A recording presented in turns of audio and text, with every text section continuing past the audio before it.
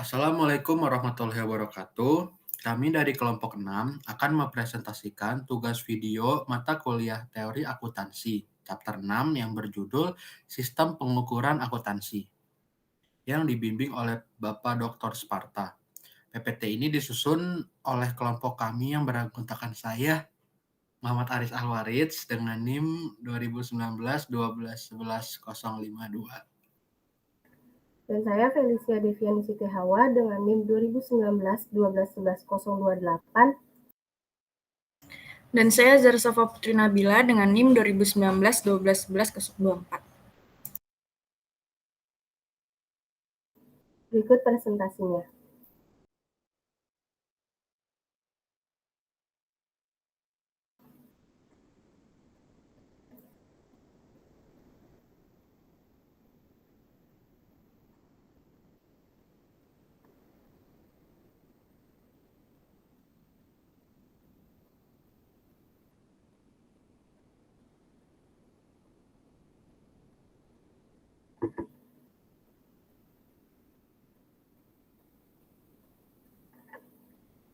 Sistem pengukuran akuntansi.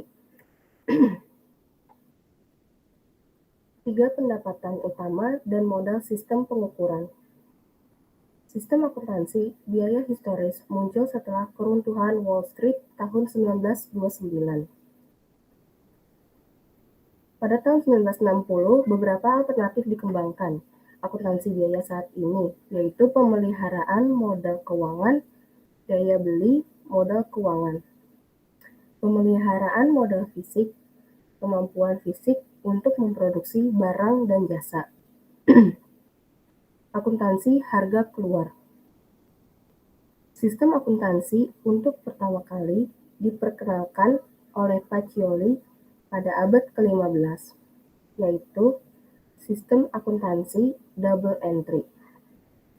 Sejak saat itu, teknik dasar akuntansi tidak berubah secara signifikan.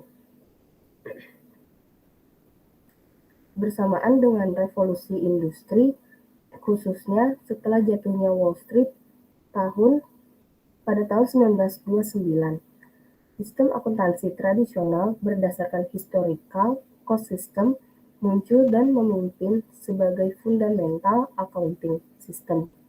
Kemudian, pada tahun 1960, beberapa alternatif dasar sistem akuntansi lainnya muncul dan mulai berkembang,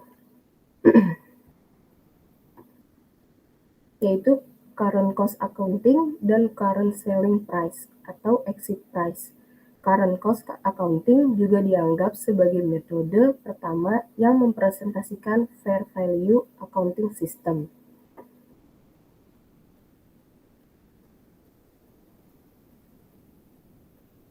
Akuntansi biaya historis, pemisahan kepemilikan dan kontrol, ada asimetri informasi. Tujuan paling kritis dari akuntansi adalah akuntabilitas, penata layanan, atau konservatisme. Laporan laba rugi adalah yang terpenting. Berbasis transaksi, pengakuan pendapatan, cocok, dan pengukuran keuntungan. Di dalam historical cost accounting ini ada objective of accounting, capital and profit, matching cost theory, dan terakhir conservatism.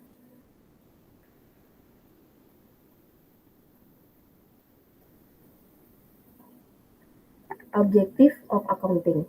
Historical cost accounting menekankan pada dua objek kritis tersebut, yaitu stewardship dan accountability. Tujuan penggunaan historical cost menekankan hubungan kontraktual yang konservatif antara perusahaan dan pihak yang menyediakan sumber dana dan membuat manajemen bertanggung jawab atas penggunaan aset dalam operasi perusahaan.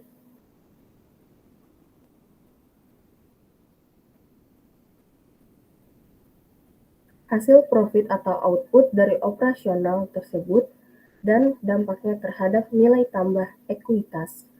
Maka income statement adalah kunci komunikasi yang tepat dari mekanisme ini. Berkembangnya perusahaan membuat akuntansi memiliki peran yang sangat signifikan sebagai sumber informasi mengenai perusahaan di mana pemilik dan pengendali perusahaan merupakan dua pihak yang berbeda. Absentee owners yang tidak berperan dalam operasional perusahaan tidak memiliki pengetahuan mengenai operasional dan kondisi perusahaan. Mereka sangat bergantung kepada laporan akuntansi untuk mendapatkan informasi. Perusahaan yang besar juga harus membuat sebuah laporan mengenai kondisi perusahaan secara jelas kepada pemilik atau investor, kreditor, dan stakeholder yang berkepentingan lainnya. Disinilah stewardship function dari manajer memfokuskan perhatian kepada pelaporan akuntansi untuk para stakeholder dan sebaliknya. Owner dan kreditor menaruh perhatian utama pada apa yang dilakukan manajemen dengan modal dana yang dipercayakan padanya. Akuntabilitas kemudian menjadi objek yang sangat kritis dari fungsi ini.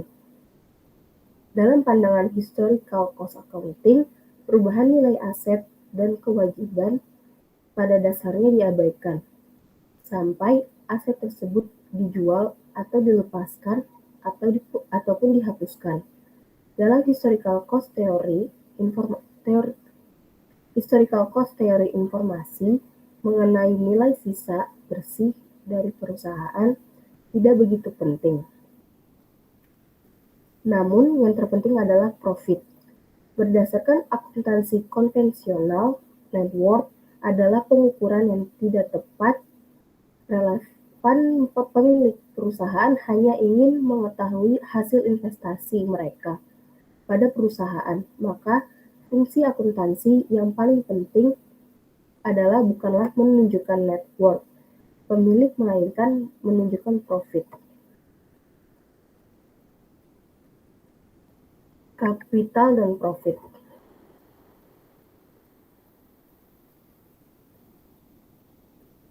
Dalam historical cost system, pencatatan akuntansi harus menjaga nilai kapital atau aset dikurangi kewajiban, memiliki nilai yang sama dengan nilai pada periode awal, di mana semua aset dan kewajiban dinilai sesuai dengan nilai saat pembelian. Income menunjukkan hasil dari perusahaan selama periode tertentu. Expense merupakan sumber daya yang dibelanjakan, dan profit menunjukkan keefektifan sebuah perusahaan dalam beroperasi. Income statement adalah bagian yang paling penting dalam laporan keuangan, di mana menunjukkan hasil dari kegiatan operasional perusahaan. Sedangkan balance sheet dianggap bukan merupakan bagian yang signifikan. FACB menggunakan istilah revenue expense view dan asset liability view. Terdapat dua konsep dasar dalam historical cost revenue expense viewpoint, yaitu matching of cost dan conservatism.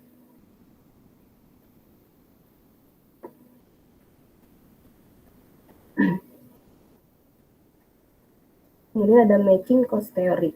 Akuntan harus melacak aliran biaya yang keluar, terutama karena biaya yang melekat pada pendapatan cost attached. Akuntan mencatat setiap transaksi biaya dan mentransfernya kepada pendapatan yang diterima dari biaya tersebut. Akuntan memutuskan biaya yang bisa diakui expired untuk kemudian dilekatkan atau matching pada pendapatan di income statement, dan biaya yang belum dapat diakui unexpired akan dilaporkan di balance sheet unmatched asset. Hal ini merupakan konsep matching cost against revenue yang merupakan konsep penting dalam historical cost accounting. Kemudian ada conservatism, yaitu biaya harus segera diakui sesegera mungkin, sedangkan pendapatan hanya dapat diakui jika terdapat keyakinan yang tinggi atau high probability bahwa pendapatan tersebut akan diterima. Konsep konservatif ini menyebabkan perlakuan yang bias antara pengakuan biaya dibandingkan dengan pengakuan pendapatan. Konsep konservatif lainnya mengatakan peningkatan nilai aset tidak boleh diakui, tapi penurunan nilai harus diakui, the lower of cost or market rule. Konsep konservatif menggunakan sistem akuntansi dengan pendekatan transaksi, atau transaksi dibuktikan adanya kredit atau cash, dan tidak mengakui sebuah kejadian yang tidak dihasilkan dari adanya transaksi, misalnya peningkatan harga.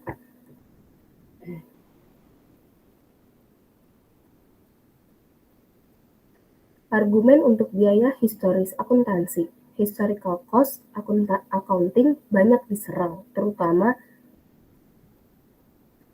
banyak dikritik karena tidak mampu melaporkan kondisi sebenarnya atau tidak dapat menyediakan nilai up-to-date dari net worth. Atas hal tersebut, defender memiliki argumen-argumen berikut. Yang pertama, relevant in making economic decision, yaitu managers membuat keputusan mengenai komitmen masa depan membutuhkan data transaksi masa lalu. Mereka harus dapat mereview upaya masa lalu dan ukuran dari upaya ini adalah biaya historis. Kedua, historical cost didasarkan pada transaksi yang aktual, bukan hanya transaksi yang mungkin atau belum terjadi. Yang ketiga, financial statement berdasarkan biaya historik, sehingga memudahkan menemukan data dan lebih bermanfaat. Yang keempat, konsep yang terbaik dalam memahami konsep profit di mana kelebihan nilai harga jual dibandingkan dengan harga perolehan. Kelima, akuntan dapat menjaga integritasnya dengan menjaga data berdasarkan nilai historis dibandingkan dengan modifikasi internal. Banyak yang berpendapat bahwa historical cost system mengurangi praktik manipulasi dibandingkan current cost system ataupun selling price system. Yang keenam, informasi mengenai profit yang disajikan oleh sistem alternatif yang lain atau current cost dan selling price tidak bermanfaat. Yang ketujuh, perubahan dalam harga pasar dapat disajikan dan diungkapkan oleh data pendukung atau tambahan. Dan yang terakhir, tidak ada bukti yang kuat yang cukup untuk menolak terhadap historical cost accounting.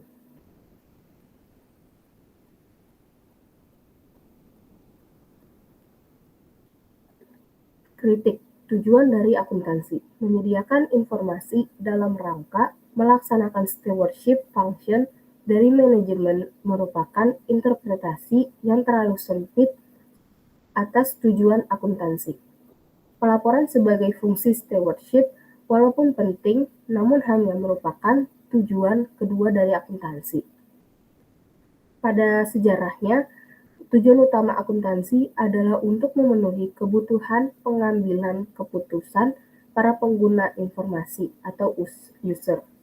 Pendekatan decision usefulness membutuhkan posisi forward-looking yang dapat memberikan informasi yang relevan dibandingkan hanya menyajikan informasi masa lalu. Investor juga tertarik mengetahui kenaikan dan penurunan nilai dari investasi mereka yang dipresentasikan oleh net asset perusahaan dan historical cost system gagal memenuhi tujuan ini.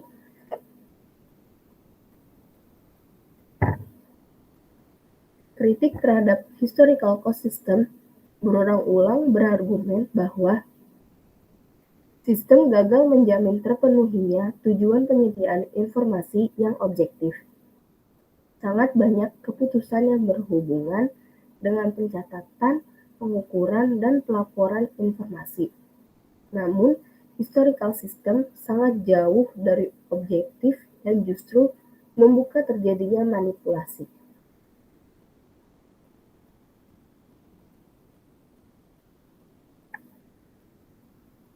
Kemudian kedua ada kritik informasi untuk pengambilan keputusan. Akuntansi biaya historis meskipun bermanfaat namun tidak cukup untuk mengevaluasi keputusan-keputusan bisnis. Pernyataan biaya historis yang mengaitkan pada aset atau cost attached teori hanyalah fiksi. Biaya historis memang mempunyai manfaat tetapi tidak cukup untuk mengevaluasi keputusan bisnis.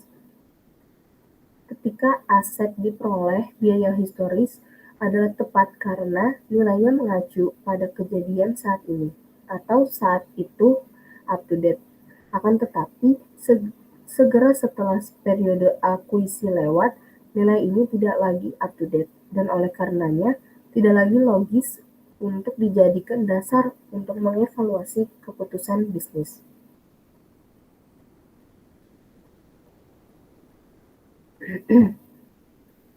Kemudian ada kritik informasi untuk pengambilan keputusan. Modal atau kapital sangat berguna dalam pengambilan keputusan. Kapital dapat didefinisikan sebagai kemampuan beroperasinya perusahaan.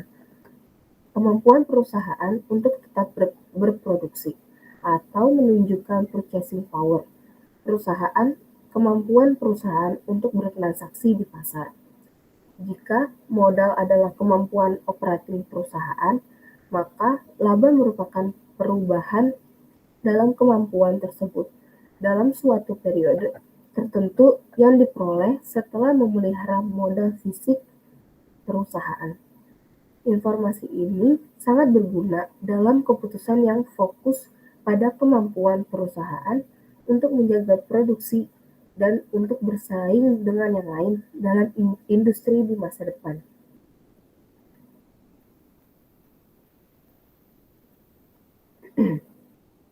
Jika laba adalah perubahan dalam kemampuan membeli, konsep modal yang sedang dipertahankan merupakan modal finansial yang diukur pada harga saat ini. Lagi, informasi ini berguna dalam menghasilkan informasi yang memperhatikan perubahan dalam kapasitas perusahaan di masa depan untuk bertransaksi di masa depan. Kritikus berargumen bahwa profit yang dilaporkan historical cost system tidak memiliki interpretasi prospektif, melainkan retrospektif. Kapital hanya dianggap sebagai nominal dolar yang diinvestasikan pada perusahaan, bukan sebagai daya beli. Setelah tahun akuisisi, biaya historis tidak menghubungkan kejadian pada tahun tersebut dan setelahnya.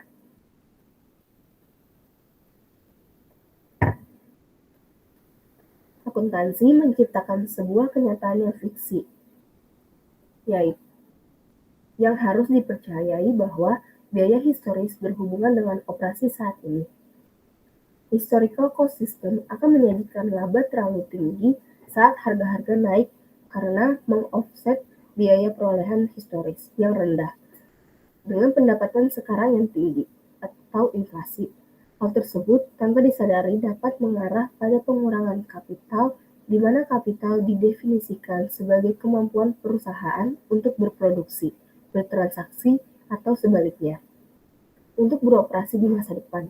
Profit berdasarkan historical cost juga dapat memperdaya manajemen lebih dalam lagi bahwa laba yang dibayarkan dapat melebihi laba tahunan yang sesungguhnya, menghilangkan basis modal.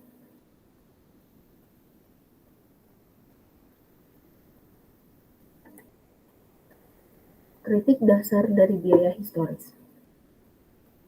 Basis biaya historis yaitu going concern, tidaklah realistis.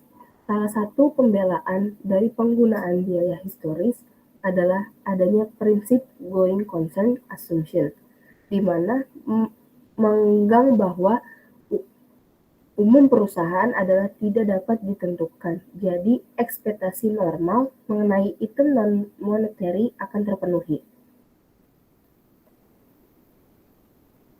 Inventory sepenuhnya akan terjual dan non-current asset akan sepenuhnya digunakan dalam bisnis. Oleh karena itu, nilai history aset atau bagian yang dialokasikan merupakan jumlah yang tepat untuk disandingkan dengan pendapatan. Namun, pada kenyataannya, tidak ada bisnis yang berlangsung, tidak pasti ke masa depan. Semua bisnis yang sangat dimungkinkan akan berhenti beroperasi dan akan lebih beralasan untuk mengasumsikan penghentian daripada keberlangsungan. Kritik cocok. Penggunaan konsep penandingan tidak menghasilkan informasi yang relevan dan terpercaya. Pada faktanya, dalam banyak kasus penandingan, biaya dan pendapatan tidak mungkin dipraktikkan. Pepandingan adalah sebuah proses untuk keputusan acak yang harus dibuat daripada sebuah analisis yang konsisten. Dalam matching konsep, tidak ada konsep penandingan yang pasti. Tidak ada cara untuk metode lain dalam penyandingan kecuali secara arbitrary. Salah satu konsekuensi dari matching konsep adalah meletakkan neraca sebagai posisi kedua setelah laporan laba rugi, karena lebih memfokuskan pada net profit. Kritikus berargumen bahwa ini bias terhadap neraca di mana laba rugi meletakkan neraca pada posisi yang kedua. Padahal neraca memiliki kepentingan sendiri. Neraca adalah sumber utama informasi dari posisi keuangan perusahaan. The Australian Accounting Standard Board atau AASB menyatakan bahwa penggunaan konsep matching dapat mengarah pada volatilitas dalam menghasilkan laporan dana profit smoothing selama periode pelaporan yang berbeda. Penggunaan konsep matching tidak menghasilkan informasi yang relevan dan terpercaya. Selanjutnya ada kritik gagasan tentang investor kebutuhan. Historical cost accounting system hanya memberikan ide untuk kebutuhan investor yang tertarik pada analisa pasar, bukan intelijen investor yang tertarik pada apa yang terjadi pada perusahaan.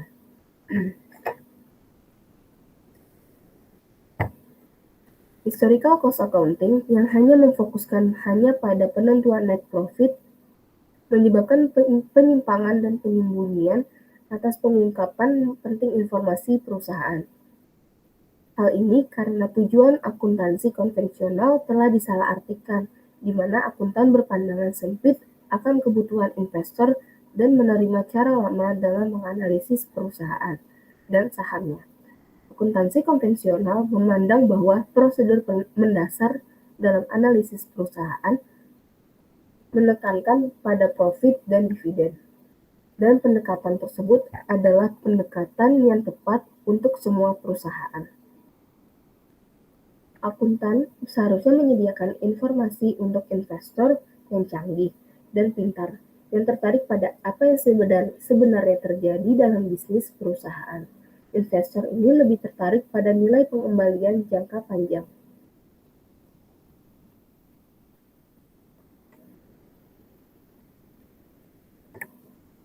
Masuk ke current cost accounting. Yang pertama ada objective of accounting.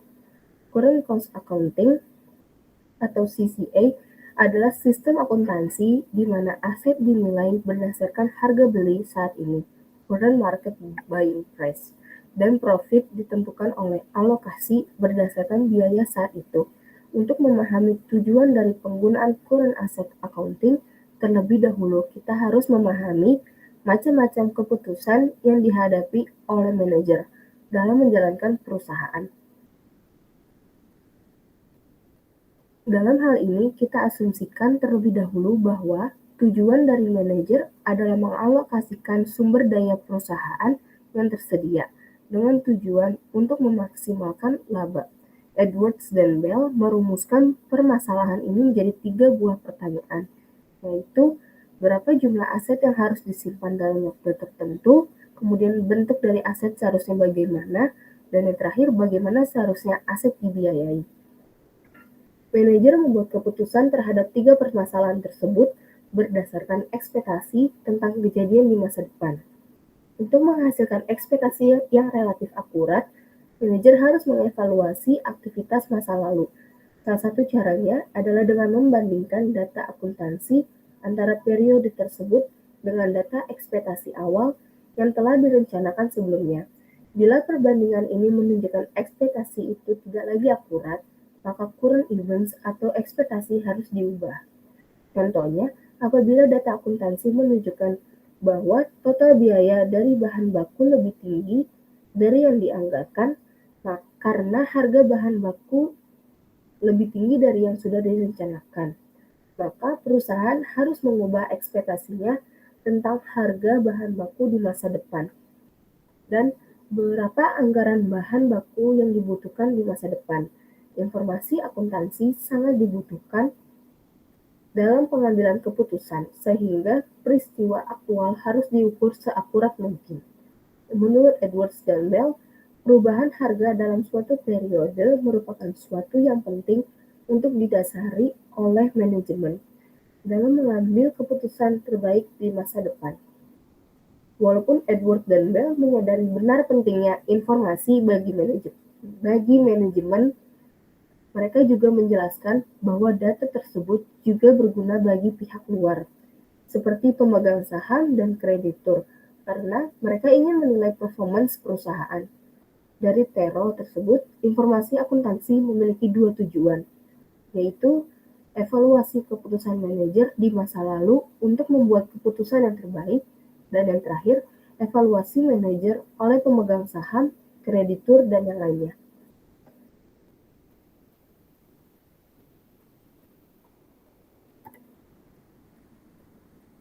Yang kedua, konsep of business profit and financial capital. Atas nama profit, manajemen sering menghadapi 2 keputusan, yaitu apakah akan menahan atau membuang suatu aset atau kewajiban, dan bagaimana mendanai dan menggunakan aktivitas operasi perusahaan. Untuk menilai 2 keputusan tersebut, Edwards dan Bell menawarkan sebuah konsep profit yang dinamakan business profit, yang terdiri dari current operating profit dan kedua realizable cost saving.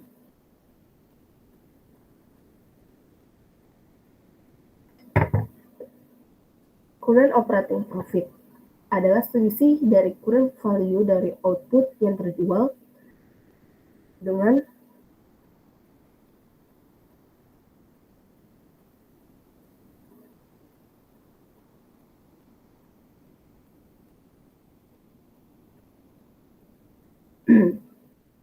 current operating profit adalah selisih dari current value dari output yang terjual dengan current cost dari aset yang disimpan dalam waktu tertentu. Keduanya mencakup perubahan biaya yang direalisasi dan yang belum direalisasi.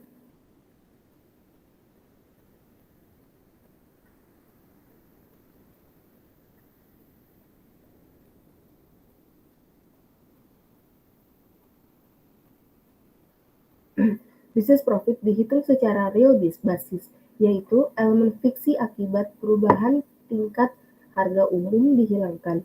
Istilah yang kita gunakan untuk realizable cost saving adalah holding gains atau loss, yang dapat direalisasikan atau belum direalisasi.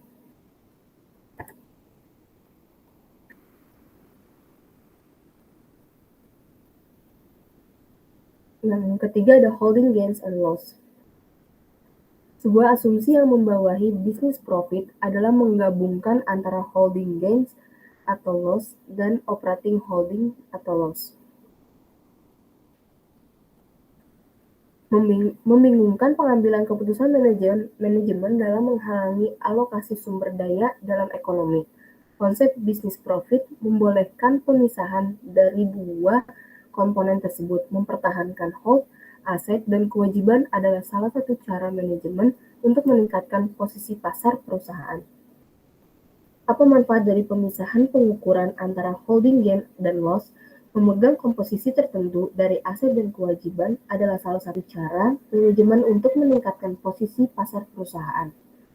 Manajer dan lain-lain ingin tahu apakah harapan ini sukses. Dalam akuntansi konvensional, keuntungan dicatat hanya ketika aset dilepaskan. Oleh karena itu, menentukan apakah harapan manajemen berhasil atau tidak adalah hampir mustahil, kecuali aset yang dibeli dan dijual dalam periode yang sama. Dalam akuntansi konvensional, ketika membandingkan perusahaan, kita dapat disesatkan perusahaan mana yang lebih efisien. Misalkan, semua perusahaan dalam suatu industri tertentu sama-sama efisien, tetapi perusahaan A dimulai 10 tahun lebih awal dari yang lain. Keuntungan operasional A akan lebih besar karena beban penyusutan rendah, sehingga memberikan kesan bahwa A lebih efisien daripada yang lain. Tapi keuntungan yang lebih besar bukan karena efisiensi dari manajer dalam operasi perusahaan pada tahun berjalan. Sebaliknya, itu mencerminkan efisiensi para manajer dari 10 tahun yang lalu dalam memulai bisnis dan pembelian suatu aset pada saat itu. Oleh karena itu, pemisahan holding gain dan operating profit memberikan kredit untuk manajer yang tepat. Modal finansial versus fisik modal. Pada sistem akuntansi, dengan menggunakan penilaian pasar, perhitungan profit didasarkan pada pengukuran modal atau kapital. Profit lebih didefinisikan pada perubahan modal selama periode pelaporan dan bukan sebagai alokasi dari biaya historis yang ditentukan dengan berbagai ketentuan akuntansi. Pada current cost accounting terdapat dua pandangan pokok terhadap menentukan modal awal dan modal akhir, serta bagaimana profit diukur, yaitu secara konsep finansial atau financial capital konsep, dan konsep fisik atau physical capital konsep. Dari sudut pandang praktis, perbedaan utama di antara kedua konsep tersebut adalah ada atau tidaknya holding gains or loss. Dalam komponen profit secara kuantitatif, holding gains atau loss termasuk di dalam profit pada konsep finansial kapital dan tidak termasuk dalam profit pada physical capital. Sebagai ilustrasi, terdapat perusahaan yang memulai operasinya dengan kas sebesar $1.000 pada tanggal 1 Januari, kemudian menggunakannya untuk membeli 100 unit dengan harga $10 per unit. Pada tanggal 31 Januari, unit tersebut dijual dengan harga $18 per unit. Harga perolehan unit tersebut pada tanggal 31 Januari meningkat menjadi $12 per unit. Jika diasumsikan profit akan digunakan untuk membayar dividen pada akhir bulan, maka kalkulasi perhitungan profit adalah sebagai berikut. Pendukung physical capital konsep berpendapat bahwa kapital adalah unit fisik yang menunjukkan kemampuan operasi perusahaan. Pada kasus sebelumnya, awalnya perusahaan memiliki 100 unit, maka seharusnya harus mampu membeli 100 unit pada akhir periode. Ketika harga naik menjadi sebesar 2 per unit, perusahaan membutuhkan tambahan sebesar $200 per unit pada akhir periode untuk mempertahankan kemampuan operasionalnya, sehingga $2.000 bukanlah merupakan holding gain, tetapi penyesuaian terhadap pemeliharaan modal atau capital maintenance adjustment. Analisis tersebut dapat diilustrasikan sebagai berikut.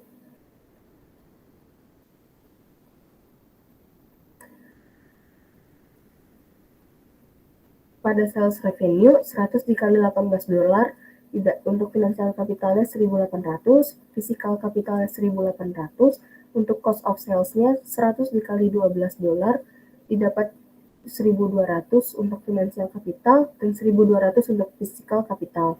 Current operating profit untuk totalnya 600 dan untuk physical kapital 600 juga. Holding gain-nya 100 dikali $2, yaitu 200, kecuali untuk physical capital 0, profitnya 800, total profitnya 800, dan untuk total physical capitalnya 600. paid as dividend untuk financial capital 800 dan physical capital 600.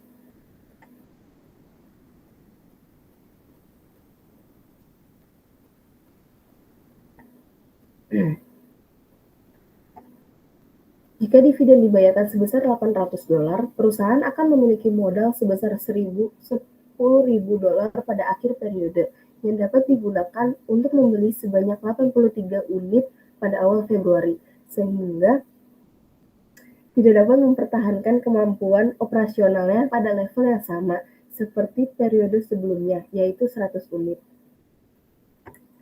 Yang pertama ada major feature of the physical capacity system, capital maintenance.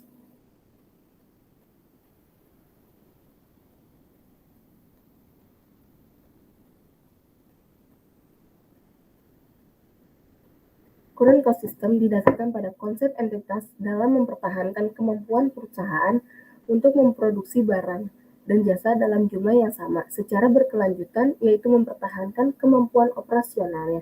Jika tidak ada perubahan teknologi, pemeliharaan modal menunjukkan bahwa stok fisik dari net asset dapat dipertahankan atau tetap. Hal tersebut diperoleh dengan menyamakan pemakaian sumber daya yang diukur dengan harga perolehan saat ini dan memastikan nilai pembelian item moneter dipertahankan. Hal tersebut juga dapat digunakan untuk mengkalkulasi harga yang harus dibayar untuk mendapatkan input serta harga minimal penjualan output dengan asumsi continuity dan non-liquidation. Menurut logika ekonomi, efisiensi operasi yang optimal terjadi saat jumlah output yang diproduksi berasal dari input dengan total opportunity cost yang minimum. Contohnya, jika upah mengalami peningkatan, maka dibutuhkan metode capital intensif pada kegiatan produksi untuk mengurangi input labor sehingga biaya menjadi minimal. Kedua ada valuation principle. Yang pertama ada non-monetary items. Item monetary dan non-moneter memiliki efek dan risiko yang berbeda terhadap inflasi. Item moneter adalah elemen yang mempunyai klaim moneter dalam jumlah yang tetap dan tidak berubah saat inflasi harga. Sedangkan item non-moneter seperti tanah dan bangunan akan disesuaikan harganya sesuai dengan kondisi pasar. Untuk tujuan pelaporan, aset non-moneter harus dinilai dan ditampilkan pada current cost. Penilaian tersebut diperoleh dengan cara yang pertama, harga pembelian saat ini di pasar, atau indeks spesifikasi saat harga pasar tidak tersedia, atau potensi servis dari barang identik atau sejenis dari aset terspesialisasi. Pendepresiasian aset diperoleh dengan mengurangkan nilai baru aset dengan akumulasi depresiasi. Saat aset non-moneter ditentukan, dilakukan penyesuaian pada akun current cost reserve di bagian ekuitas. Saat penurunan nilai secara permanen menurunkan kemampuan operasional entitas, maka penyesuaian dilakukan langsung pada laba rugi.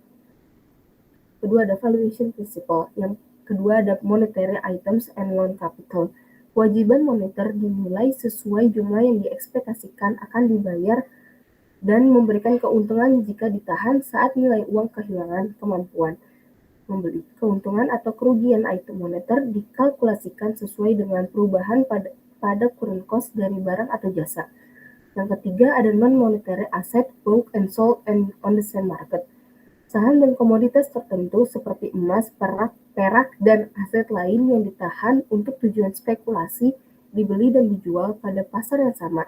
Aset tersebut tidak secara langsung menambah kemampuan operasional perusahaan.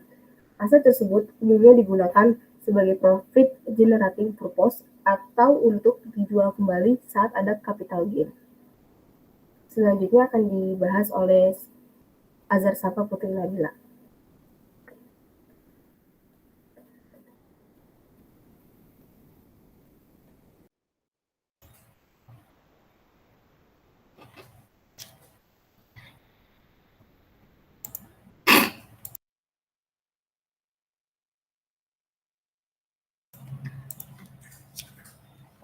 Selanjutnya, argumen untuk dan melawan biaya saat ini.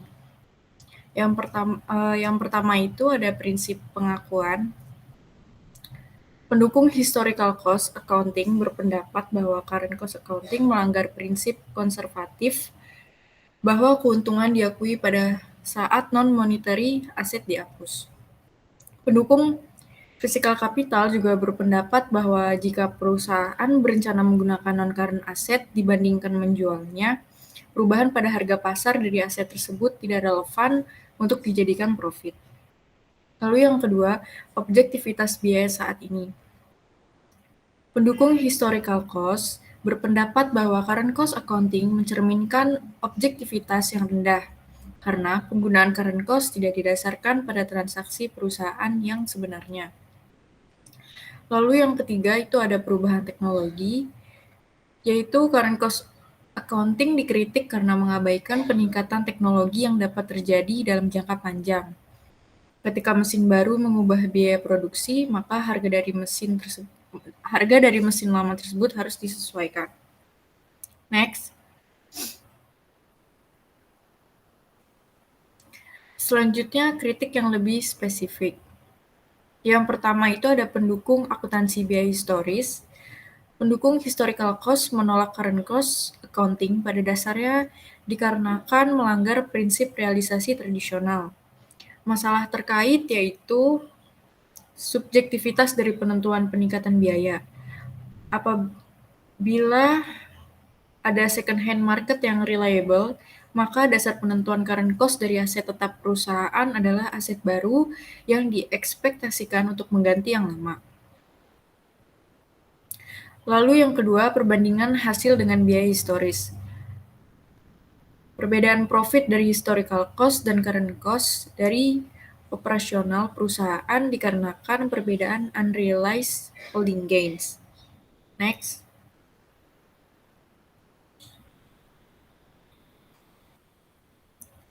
Yang ketiga, yaitu pendukung harga keluar. Pada teori exit price, biaya diimplikasikan pada opportunity cost atau pengorbanan atas alternatif yang lebih baik.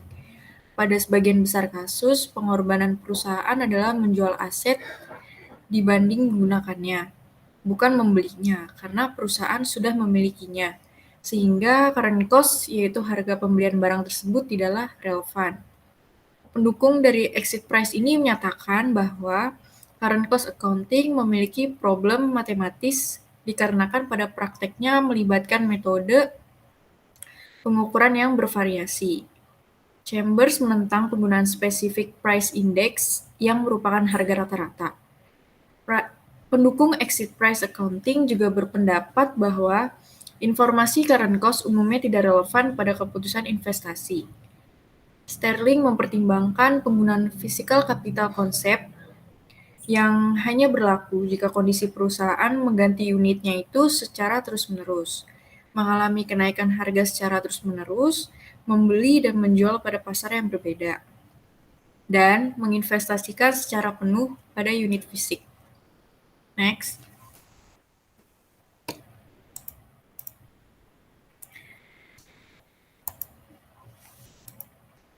Selanjutnya, keluar dari akuntansi harga. Harga keluar sama dengan harga jual sama dengan nilai pasar wajar. Keluar dari akuntansi harga memiliki dua penyimpangan utama dari akuntansi biaya historis, yaitu nilai aset non moneter adalah harga jual dan setiap perubahan dimasukkan dalam laba sebagai keuntungan yang belum direalisasi. Lalu yang kedua, perubahan daya beli umum yang mempengaruhi modal keuangan dan keuntungan. Next.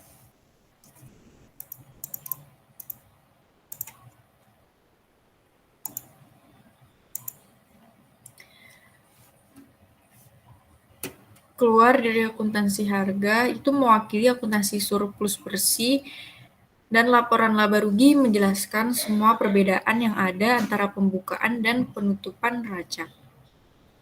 Next.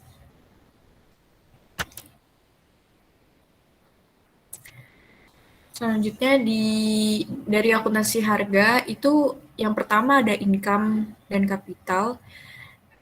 Exit price accounting adalah sistem akuntansi di mana menggunakan harga jual pasar untuk mengukur posisi finansial beserta performa perusahaan. Terdapat dua perbedaan yang mendasar dengan perhitungan historical cost pada akuntansi. Yang pertama, nilai dari aset non-moneter yang disesuaikan berdasarkan harga pasar berfungsi untuk mengukur aset tersebut, dan jika terdapat income dianggap sebagai unrealized gains. Lalu yang kedua, perubahan dalam kekuatan daya beli yang secara umum yang dipertimbangkan ketika mengukur modal keuangan dan hasil dari operasi.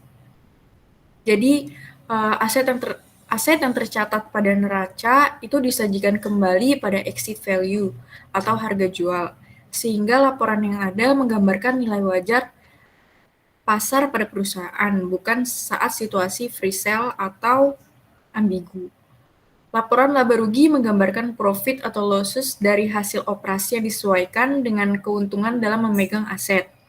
Bagaimanapun, profit diukur dalam konsep komprehensif, di mana dalam konsep ini mengukur secara total perubahan real dalam nilai daripada elemen ekuitas yang telah diakui. Next.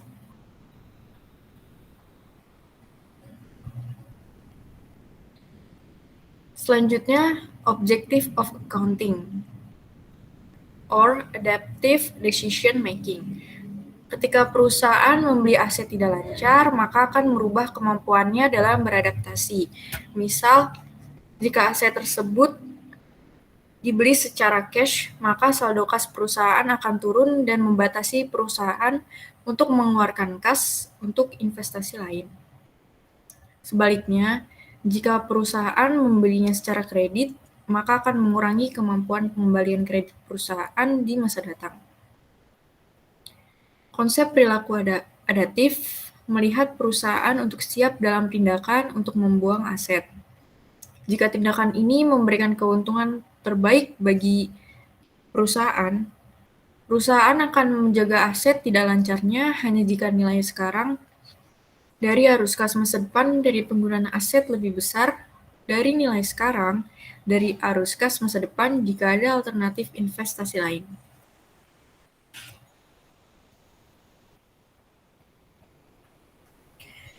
Chamber mengakui bahwa setiap aset yang dimiliki pada prinsipnya adalah nilai dari pertukaran atau exit value dan nilai pakai atau value in use. Nilai pakai atau nilai saat ini pada dasarnya adalah sejumlah nilai yang dihitung dari harapan saat ini. Dan hal itu merupakan keyakinan atas masa depan, bukan fakta pada saat ini. Next.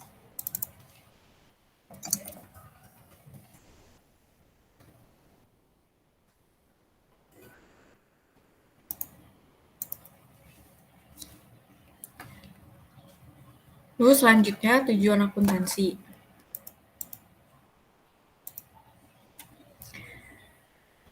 Tujuannya itu data untuk pengambilan keputusan adaptif. Asumsinya, dunia bisnis itu dinamis dan bisnis harus beradaptasi untuk bertahan hidup. Perusahaan dan mereka yang terkait dengan mereka pergi ke pasar untuk mengambil keuntungan dari peluang yang muncul. Kemampuan untuk terlibat dalam transaksi pasar diungkapkan oleh posisi keuangan bersih atau net current market value. Pada akhirnya, semua pengguna informasi akuntansi tertarik pada nilai tunai dan setara kas. Dalam analisis terakhir, kelangsungan hidup, ekonomi, dan kinerja perusahaan tergantung pada jumlah uang tunai yang dapat dipesan.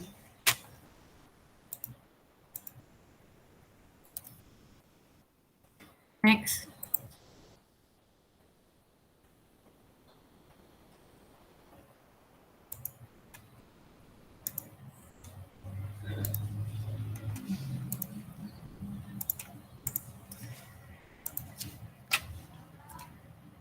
Selanjutnya, argumen untuk harga keluar akuntansi.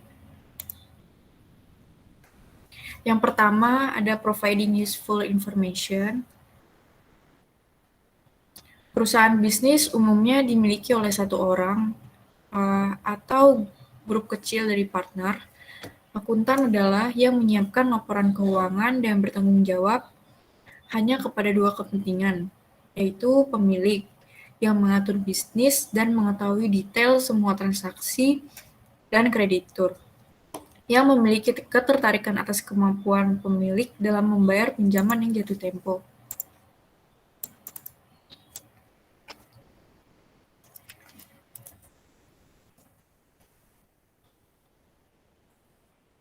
Solusi ideal bagi akuntan adalah untuk melaporkan segala profit dan kerugian. Lalu nilainya ditentukan berdasarkan kompetitif dari pasar yang ada. Bagaimanapun, tidak semua aset memiliki pasar yang siap. Berikut di bawah ini adalah pasar yang diharapkan dapat hadir untuk menentukan nilainya. Yang pertama itu ada marketable asset at market price atau exit price. Yang kedua, non-marketable reproducible asset at replacement cost.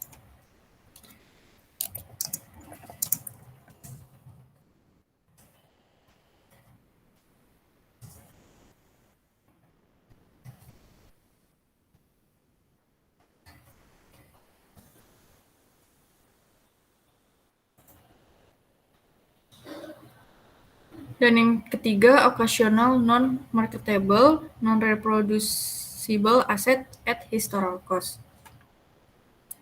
Profit harus mencakup semua hal yang telah direalisasikan. Juga unrealized dalam hubungannya dengan prinsip clean surplus.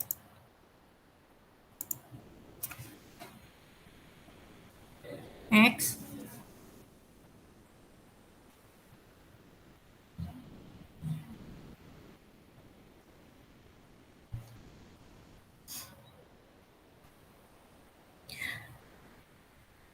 Kedua, relevant and reliable information.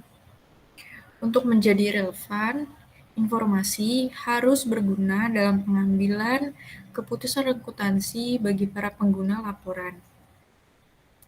Model pengambilan keputusan memungkinkan pengguna untuk memutuskan yang mana merupakan aksi yang tepat dari berbagai alternatif yang ada. Jika tidak ada kendala, informasi dapat dikumpulkan yang mana saja yang relevan terhadap masalah yang dihadapi dan model keputusan.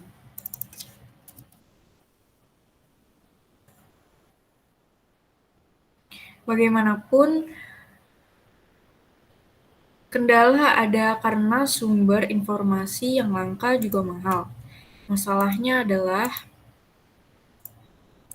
untuk memilih model keputusan yang sesuai dengan cara menilai kemampuan model untuk memprediksi konsekuensi dari alternatif yang tersedia. Next.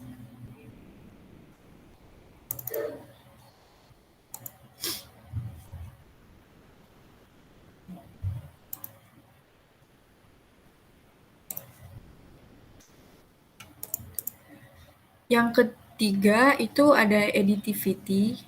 Chambers mempertimbangkan masalah aditif menjadi faktor kunci dalam CCE accounting. Produk utama dari sistem laporan akuntansi yaitu neraca dan laporan laba rugi. Jika memberikan nilai yang berbeda dengan berbagai karakteristik yang berbeda juga, maka tidak dapat secara logis dapat ditambahkan bersama-sama. Sebagai contoh, tidak dapat menilai kewajiban sebesar harga perolehan atau surat utang, beberapa aset sebesar biaya replacement atau persediaan, yang lain sebesar nilai saat ini atau sewa. Juga tidak dapat mencampur adukan biaya historis dengan tanggal yang berbeda dan makna yang berbeda dalam mengkalkulasikan aset bersih. Yang keempat, allocation. Thomas mengeluhkan fakta bahwa Dalam sistem akuntansi biaya atau historical and current sangat bergantung pada lokasi untuk valuasi aset dan menentukan profit. Positifnya, dari exit price accounting bahwa laporan keuangan dialokasikan secara bebas.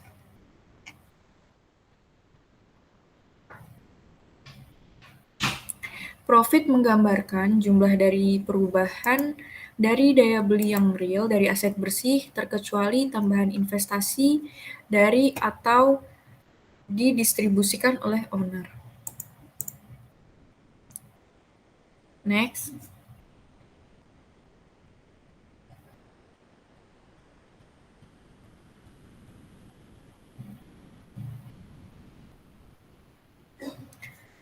Yang kelima, reality. Exit price accounting melibatkan referensi yang nyata. Karena memang menggunakan harga pasar aktual saat ini, penyusutan tidak terjadi jika nilai aset selalu naik atau harga konstan. Jika tidak ada nilai realisasi dapat dikaitkan dengan item, maka item yang ada memiliki saldo nol. Dengan dua kendala, dipertukarkan dan adanya harga jual, item-item dari laporan keuangan bisa semakin kuat dengan bukti nyata yang ada di dunia. Yang keenam, objectivity. Banyak yang mengatakan bahwa harga pasar tidak objektif, namun pada kenyataannya nilai pasar adalah yang mencerminkan kenyataan pada saat ini. Parker melakukan penelitian relatif dan objektivitas untuk exit price dengan historical cost. Parker menunjukkan bahwa exit price mengungkapkan dispersi dari jumlah tercatat. Penyebab utamanya adalah perbedaan estimasi masa manfaat dan nilai sisa. Next.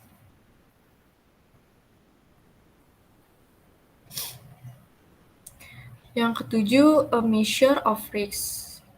Untuk memungkinkan para pengguna laporan keuangan dalam mengevaluasi berbagai risiko dan kinerja dalam risiko finansial yang signifikan akan membutuhkan yang pertama, deskripsi dari setiap risiko keuangan yang signifikan dan tujuan perubahan serta kebijakan untuk mengelola risiko tersebut. Yang kedua, informasi mengenai dampak risiko terhadap neraca dan laporan kinerja keuangan. Yang ketiga, informasi mengenai metode dan asumsi utama yang digunakan dalam mengestimasi nilai wajar instrumen keuangan.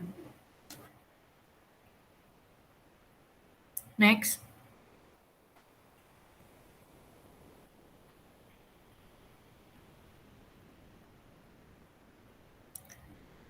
Selanjutnya, argumen menentang harga keluar akuntansi. Yang pertama itu ada profit concept. Seperti yang diketahui bahwa keuntungan adalah ukuran aktivitas kinerja dari perusahaan dalam menjalankan kegiatan operasional mereka dalam menggunakan sumber daya yang telah ada. Ketika evaluasi telah dibuat, maka perusahaan dapat memutuskan apakah melanjutkan dalam pemakaian aset atau menjual aset dan menggunakan hasil yang ada pada alternatif yang lain. Next. Kedua, additivity. Pendukung exit price mengklaim bahwa pengukuran akuntansi jika berpikir objektif harus didasarkan hanya pada nilai masa lalu dan masa kini. Perhitungan antisipasi tidak dapat ditambahkan bersama-sama dengan angka saat ini. Pengkritik berpikir bahwa arus kas yang setara aset ditentukan berdasarkan asumsi likuidasi bertahap dan teratur. Jika itu terjadi, maka peristiwa masa depan harus diasumsikan dengan menggunakan dan tercatat sesuai tanggal neraca. Next. Yang ketiga, the valuation of liabilities. Chambers berpendapat bahwa Hutang obligasi secara efektif berbentuk modal dan harus dinyatakan sebagai nilai nominal, bukan nilai pasar. Oleh karena itu, terdapat inkonsistensi karena obligasi sebagai aktiva harus dinyatakan dengan harga pasar. Next. Yang keempat, current cost versus exit price. Ada satu pertanyaan yang krusial dalam memutuskan apakah menggunakan current cost atau exit price. Pada saat apa siklus operasi harus menggunakan exit price atau harus menggunakan exit price atas penilaian sebuah aset. Current cost berpendapat bahwa metode penilaian normal lebih baik diantaranya karena pertama, exit price mengarahkan pada revaluasi anomali, di mana setelah pembelian harga akan jatuh dan kurang dari harga perolehan. Kedua, exit price menyiratkan pada pendekatan jangka pendek karena fokus terhadap likuidasi dan disposal. Dan yang ketiga, exit price pada persediaan barang jadi merupakan bentuk antisipasi terhadap laba operasi karena persediaan dinilai lebih dari biaya saat ini. Next. Selanjutnya akan dilanjutkan oleh Muhammad Aris Alwaritz.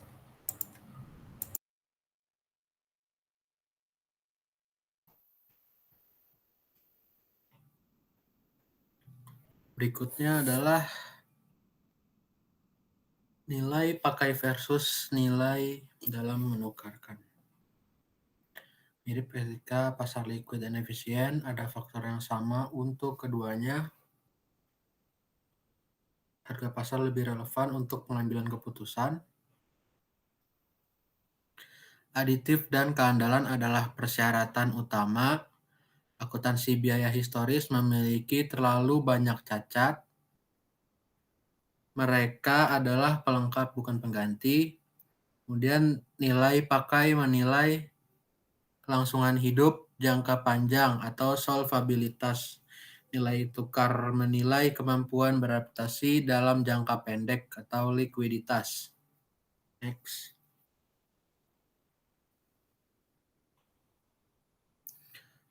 Perspektif global dan internasional standar pelaporan keuangan. Biaya saat ini di Amerika Serikat, percobaan tetapi ditinggalkan. 1976 sampai tahun 1984. Kemudian ada biaya ini di Inggris Raya. Dilaksanakan tapi ditinggalkan dari tahun 1975 sampai tahun 1985. Kemudian yang terakhir, biaya saat ini di Australia. Direkomendasikan tapi juga ditinggalkan sayangnya dari tahun 1976 sampai 1980-an. Next.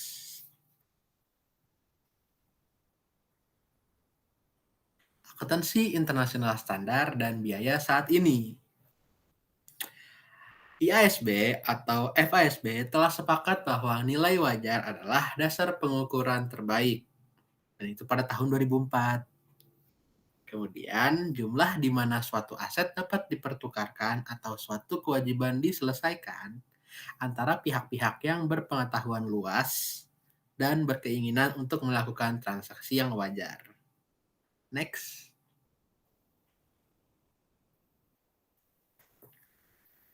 Akuntansi internasional standar dan biaya saat ini. Akuntansi biaya historis masih diterapkan secara umum.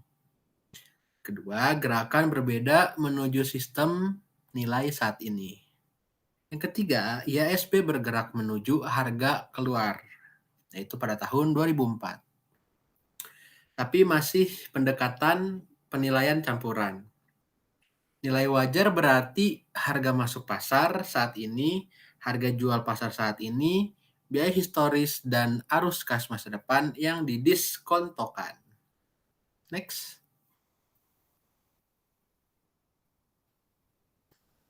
Contoh penerapan akuntansi perubahan di berbagai negara sebelumnya menunjukkan bahwa sistem-sistem yang telah diuji dan diimplementasikan di negara-negara tersebut tidak sepenuhnya diadopsi oleh entitas-entitas di sana. IASB telah menyimpulkan bahwa laporan posisi keuangan dan kinerja operasi dalam mata uang lokal menjadi tidak berarti lagi dalam suatu lingkungan yang mengalami hiperinflasi. IAS 29 yang membahas pelaporan keuangan dan perekonomian hiperinflasi mewajibkan dan bukan hanya merekomendasikan penyajian ulang informasi laporan keuangan utama. Secara khusus, laporan keuangan suatu perusahaan yang melakukan pelaporan dalam mata uang perekonomian hiperinflasi apakah didasarkan pada kerangka penilaian biaya historis atau biaya kini harus disajikan ulang sesuai dengan daya beli konstan pada tanggal neraca. Aturan ini juga berlaku untuk angka-angka terkait pada periode sebelumnya. Keuntungan atau kerugian daya beli yang terkait dengan posisi kewajiban atau aktiva moneter bersih dimasukkan ke dalam laba kini. Next.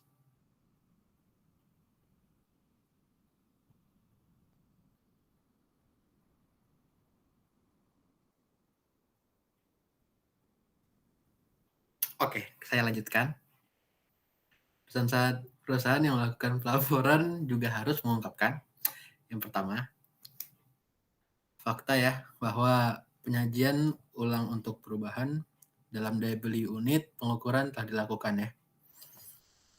Yang kedua, kerangka dasar penilaian aktiva yang digunakan dalam laporan keuangan utama yaitu penilaian biaya historis atau biaya kini ya. Kemudian yang ketiga, entitas dan tingkat indeks harga pada tanggal neraca beserta dengan perubahannya selama periode pelaporan.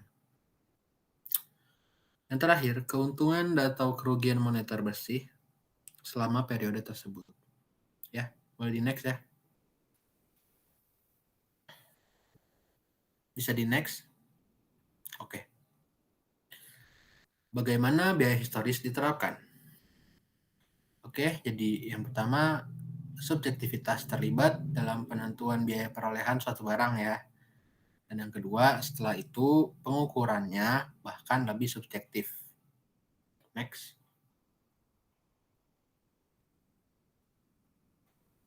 Ya, oke. Sekarang masuk ke biaya bersejarah diserang ya.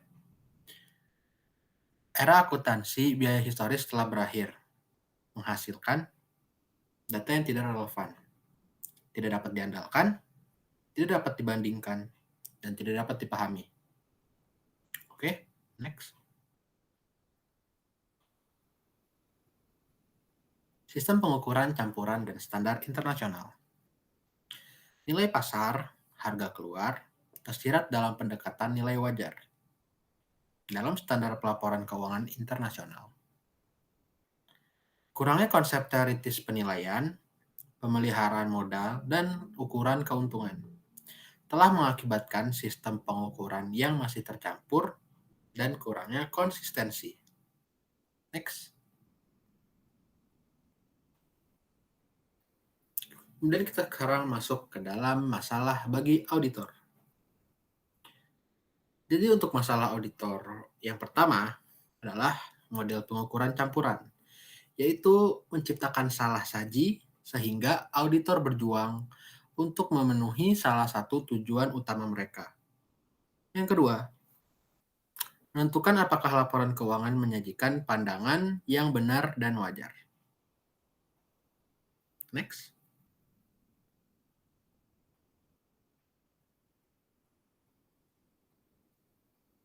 Oke, berikutnya.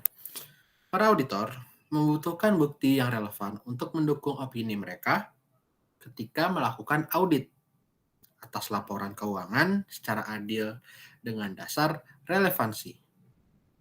Adapun beberapa masalah yang sering didapatkan oleh para auditor dalam melakukan audit antara lain A. Kebutuhan akan bukti yang memadai dan kualitas atas bukti tersebut mendukung relevansi dan reliabilitas dalam penyajian data, mendeteksi adanya misstatements dalam jurnal, akun, dan pengungkapan entitas. Next.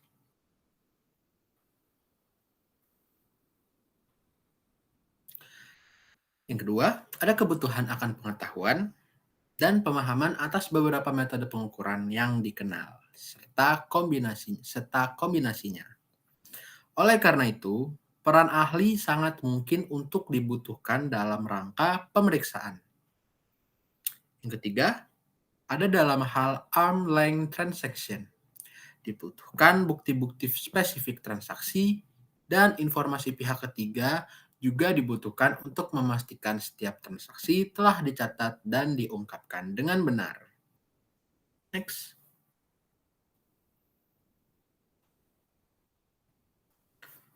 Oke, kemudian kita sekarang masuk ke dalam ringkasan. Ikhtisar 3 sistem pengukuran utama. Itu adalah ringkasan yang pertama. Yang kedua, sistem biaya historis dan argumen yang mendukung dan menentang akuntansi biaya saat ini, modal finansial versus modal fisik, keluar dari akuntansi harga, nilai pakai dan nilai tukar, inisiatif global dan akuntansi nilai wajar, dan terakhir adalah masalah untuk auditor. Next. Istilah dan konsep utama. Yang pertama adalah penilaian biaya historis, penilaian biaya saat ini, modal finansial dan modal fisik, prinsip pengakuan, penilaian harga keluar, perilaku adaptif, informasi berguna, informasi yang relevan dan dapat diandalkan, aditivitas, alokasi, realitas, objektivitas, ukuran risiko, nilai pakai, dan nilai tukar. Berikutnya. Oke. Sekian presentasi dari kelompok kami. Kurang lebihnya mohon maaf. Assalamualaikum warahmatullahi wabarakatuh.